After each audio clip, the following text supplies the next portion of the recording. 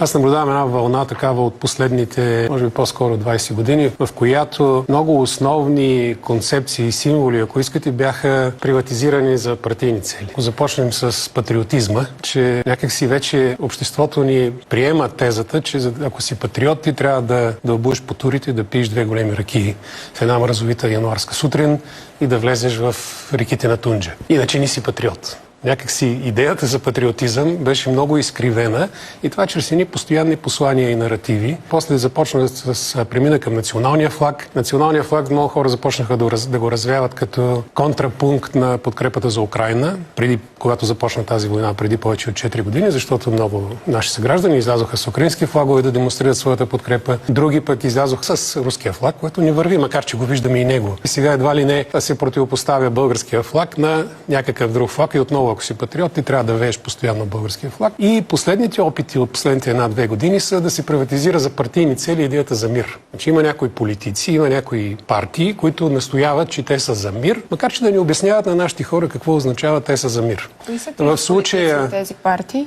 Един от тях вече излезе от президентството и сега се пусна по пистата на парламентарните избори. Той много често говори за мир, че ние трябва да постигаме мир с дипломация.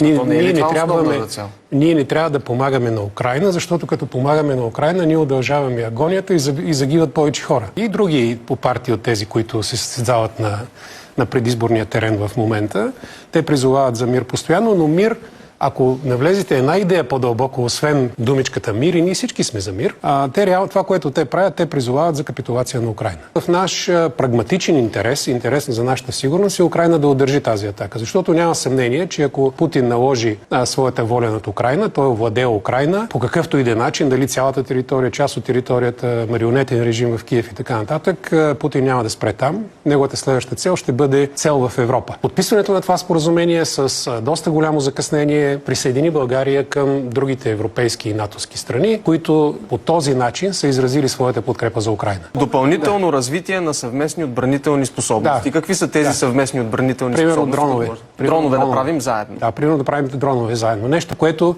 Румъния започна да прави. Румъния онзи ден обяви, че инвестира 200 милиона евро от програмата СЕЙФ за изграждане на съвместни производства на територията на Румъния на дронове, заедно с украинци. Ние не сме го направили това нещо. Има много такива възможности. Дали и коя от тези възможности ще бъде реализирана, кога ще бъде реализирана.